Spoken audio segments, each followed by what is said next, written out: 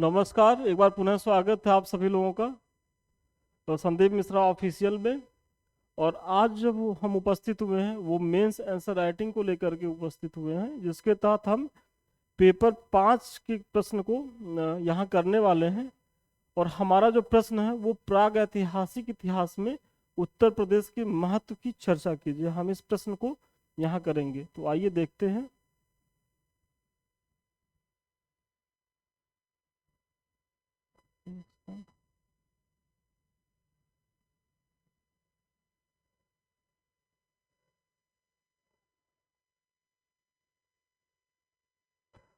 हाँ, देखिए, जो हमारा प्रश्न है प्राग ऐतिहासिक इतिहास में उत्तर प्रदेश के महत्व की चर्चा कीजिए। तो आप एक छोटा सा इंट्रो दीजिए कि प्राग ऐतिहासिक कालखंड मानव सभ्यता का वह कालखंड है, वह कालखंड था जब वह अपने विकास के आरंभिक चरण में था। जब वह अपने विकास के आरंभिक चरण में था, अर्थात उस समय का मानव खानाबदोश एवं शिकारी जीवन जी रहा था। क्योंकि उस समय तक लेखन कला का विकास नहीं हो पाया था, अतः इनकी जानकारी का एकमात्र स्रोत पुरातत्व ही है। आप सभी जानते हो कि लेखन कला की जो शुरुआत है वो काफी बाद में होती है। और उस समय के जो भी मतलब जानकारी अगर आपको मिलती है तो किससे मिलती है? जो पुरातत्व होते हैं, जिसके तहत मृदभांड होते हैं, फिर भवन के अवशेष होते हैं, या अन्नों के जो अवशेष होते हैं, मतलब एक तरीके से पूरा अवशेष जो है उन्हीं से पता चलता है। पुरातत्वों के अध्ययन से उत्तर प्रदेश के प्राग ऐतिहासिक काल की महत्वपूर्ण जानकारी प्राप्त होती है, जो निम्न है।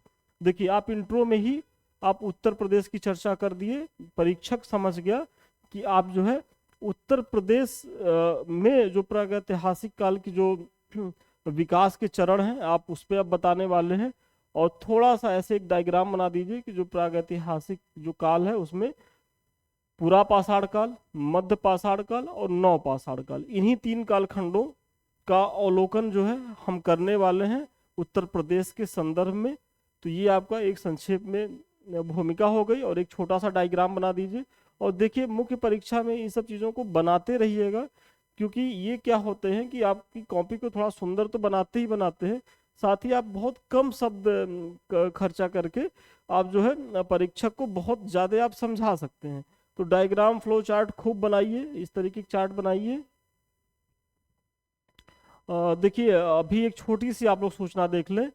जो हमारा संस्थान है समृद्धि आईएएस, वो जो है जीएस का जो है पेपर 5 पेपर 6 को लेकर के टेस्ट सीरीज संचालित कर रहा है। और अभी इसकी उपयोगिता इसलिए भी है क्योंकि आप लोग का जो परीक्षा है वो जो है वो पोस्टपोन्ड हो गया है। वो जुलाई के मध्य में बहुत संभावना, अभी डेट तो कोई नहीं आई है, लेकिन एक संभावना व्यक्त की जा रही है कि उसी के समय आसपास होगा, 15 जुलाई के बाद ही होगा। तो चूंकि अब 15 जुलाई को पीटी होगा तो आपका जो मुख्य परीक्षा होगा उसमें जो आप उस समय बहुत कम मिलेगा। तो अभी आप जो है अपनी तैयारी में मुख्य परीक्षा को भी आप कर सकते हैं, शामिल कर सकते हैं। और उसी के तहत हमारा ये प्रयास है कि जो पेपर 5 और पेपर 6 है, जो कि नया पेपर है, मार्केट में इसके लिए बहुत एथेंटिक मैटर नहीं है, बहुत अच्छे मैटर नहीं है। तो हमारा ये प्रयास है कि इस पेपर से संबंधित जितने भी टॉपिक है उससे संबंधित महत्वपूर्ण जो क्वेश्चन है वो हम आपको टेस्ट सीरीज के माध्यम से पूरा टॉपिक कवर करवा दें। और ये 2 महीने का हमारा प्रोग्राम है। ये मान के चलिए कि अभी हमारा 27 तारीख से शुरू हुआ है बैच, और ये अप्रैल और मई, मतलब टारगेट ये हमारा कि 25 मई तक आपका ये खत्म हो जाएगा। और इस दौरान आपको ये लगेगा कि कैसे आप धीरे धीरे जो है पेपर 5 पेपर 6 जो सबसे इस समय टफ माना जा रहा है, क्योंकि नया आया हुआ है, उस पर अभी मार्केट में मैटर नहीं अवेलेबल है, आप लोगों ने बहुत काम नहीं किया है। तो संस्थान से जुड़िए, विश्वास करिए कि ये जो 2 पेपर है उसकी तैयारी हम यहाँ करा देंगे बहुत बेहतर तरीके से। फिर जब आप प्रीलिम्स दे लीजिएगा उसके बाद फिर नए रणनीति के साथ और भी पेपर को हम वो टिकल कर देंगे। और इसमें जो थोड़ा सा करंट की चीजें हैं हम उस समय करवा भी देंगे। तो चलिए, ये सूचना है समाप्त हुई। और अधिक जानकारी के लिए 7303307507 पे आप संपर्क करें, संस्थान के लोग और बेहतर तरीके से इसको बताएंगे। तो चलिए, आपने चूंकि वहां डायग्राम बना दिया था पूरा पाषाण काल का, मध्य पाषाण काल का, नव पाषाण काल का, तो अब ऐसे ही आपको दिखा दीजिए कि पूरा पाषाण काल के तहत उत्तर प्रदेश के कौन से स्थल है। तो चूंकि यह समय चॉपर चॉपिंग संस्कृति का था, जिसके तहत हैंड एक्स, बेधनी, क्लीवर, फलक जैसे पाषाण उपकरणों का साक्ष्य उत्तर प्रदेश की बेलन घाटी, कालपी, सिंगरौली, चकिया, लोहदा नाला आदि स्थलों से प्राप्त होते हैं। मतलब ये जो चॉपर चॉपिंग संस्कृति का जो चरण था, मतलब जो पूरा पाषाण काल था, तो उसके जो साक्ष्य हैं, जो उसके उपकरण हैं, वो उत्तर प्रदेश में किन स्थलों से प्राप्त होते हैं? तो बेलन घाटी, कालपी, सिंगरौली, चकिया, लोहदा नाला आदि स्थलों से प्राप्त होते हैं। इन स्थलों से अस्थायी जीवन के भी प्रमाण बहुतायत मिले हैं। आप सभी जान रहे हो कि भाई अभी स्थायी जीवन तो था नहीं, क्योंकि कृषि नहीं आई थी, तो स्थायी जीवन नहीं था, तो खाना बदोश जीवन था। तो उसी के तहत यहाँ जो अस्थायी जीवन के प्रमाण भी बहुतायत मिले हैं। आप इसकी चर्चा कर दीजिए। क्योंकि ये जो प्रश्न है आपका 8 अंक का है, 125 शब्द का, तो इससे ज्यादा लिखने का न तो आपके पास स्कोप रहेगा और न ही लिखना है।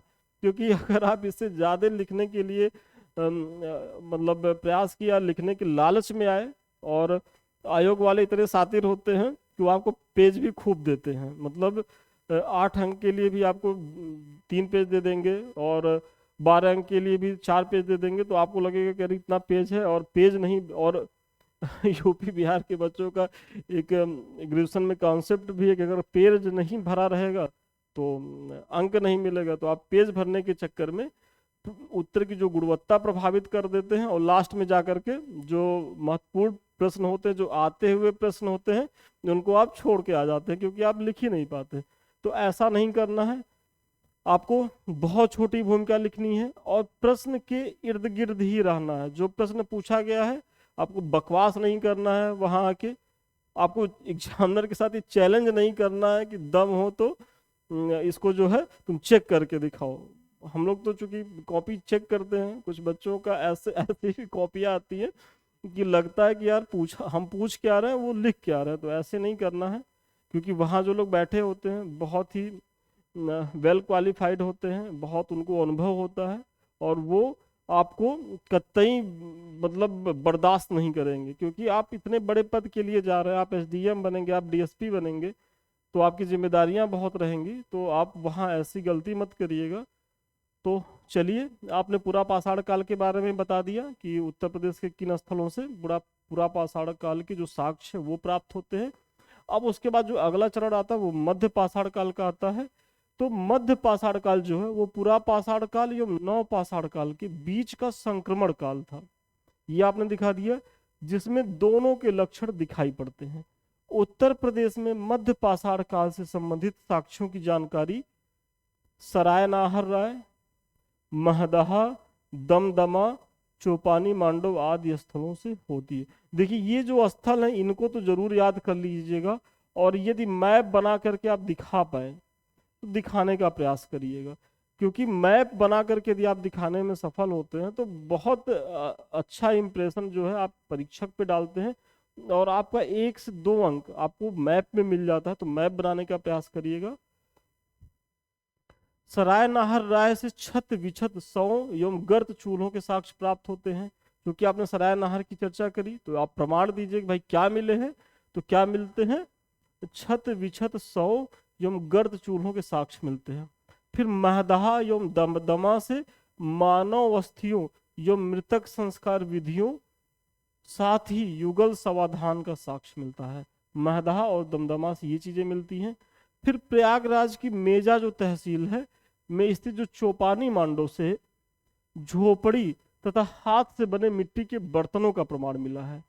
इस प्रकार यहाँ से मानव के स्थायी निवास के साक्ष्य मिलने प्रारंभ हो जाते हैं। क्योंकि मैंने पहले ही लाइन में बताया है कि जो मध्य पाषाण काल है वो पूरा पाषाण काल और नव पाषाण काल के बीच का संक्रमण काल है। तो कुछ लक्षण उसके पूरा पाषाण काल के भी दिखते हैं, और कुछ जो लक्षण है वो नव पाषाण काल के भी दिखने लगते हैं। तो इसी चरण में जो कहा जा रहा है कि मानव का जो स्थायी निवास है वो बेसिकली परिपक्व अवस्था में कब आया? नव पाषाण काल में। लेकिन शुरुआत अगर आरंभिक दौर पे देखा जाए तो वो मध्य पाषाण काल से शुरू हो जाती है। उसके साक्ष्य कहाँ से मिलते हैं? चोपानी मांडव से। तो बहुत ज्यादा स्थल नहीं है, तो इन सबों को याद कर लीजिएगा, और ये याद ऐसे होगा कि आप आंसर राइटिंग करिएगा, एक दो बार रिवीजन कर लीजिएगा, विश्वास मानिए कभी नहीं भूलिएगा। फिर अब आता है तीसरा चरण नौ पाषाण काल का। अब इसके तहत प्रदेश के नौ पाषाणकालीन स्थलों में प्रयागराज के बेलन नदी के तट पर स्थित कोल्डिहवा, महगढ़ा एवं पंचोह, ये पंचोह है, उल्लेखनीय। मतलब ये जो नौ पाषाणकालीन जो स्थल, इसमें कौन कौन से स्थल हैं? बेलन नदी के तट पर स्थित कोल्डिहवा, महगढ़ा, पंचोह उल्लेखनीय है। इन पुरास्थलों से घास फूस तथा कच्ची ईंटों से बने आवास के प्रमाण मिलते हैं। क्योंकि नौ पाषाण काल में आप जान रहे होंगे कि जो मानव है वो स्थायी जीवन जीने लगता है, क्योंकि कृषि का प्रारंभ हो जाता है। और कृषि का प्रारंभ, भाई आप जो है कृषि अगर खेती करेंगे तो आप खेतों के आसपास रहना भी शुरू करेंगे, तो इसीलिए जो है ये विशेषता है। तो उत्तर प्रदेश के कोल्डिहवा, महगढ़ा, पंचोह से ये विशेषताएं प्राप्त होती हैं। कोल्डिहवा में जहां 700 से 600 ईस्वी पूर्व धान की खेती के साक्ष्य मिले हैं, वहीं नवीनतम शोध के आधार पर अब लहुरा देव, जो उत्तर प्रदेश के संत कबीर नगर जिला में स्थित है, को भारतीय उपमहाद्वीप में कृषि के प्राचीनतम स्थल के रूप में स्वीकार किए जाने लगा है। यहां से 900 से 800 ईस्वी पूर्व में धान की खेती के साक्ष्य जो है वो मिलते हैं। कहाँ से मिलते हैं? संत कबीर नगर का जो लहुरा देव जो एक स्थल है वहां से मिलते हैं। और ये प्रीलिम्स का फैक्ट भी है। तो इस तरीके से आपने पूरा पाषाण काल, मध्य पाषाण काल और नौ पाषाण काल से संबंधित सारे स्थलों को बता दिया, कौन सी चीजें मिली हैं वो आपने बता दी, तो आपका उत्तर जो है वो कंप्लीट हो गया। अब एक छोटा सा निष्कर्ष आप दे दीजिए कि इस प्रकार उपर्युक्त विवरण के आधार पर कहा जा सकता है कि उत्तर प्रदेश का आद्य इतिहास समृद्ध है। यहाँ मानव विकास के आरंभिक चरण के स्पष्ट प्रमाण मिलते हैं। जो प्रश्न में पूछा गया है उसी के अनुसार आपने एक सकारात्मक जो है वो निष्कर्ष दे दिया।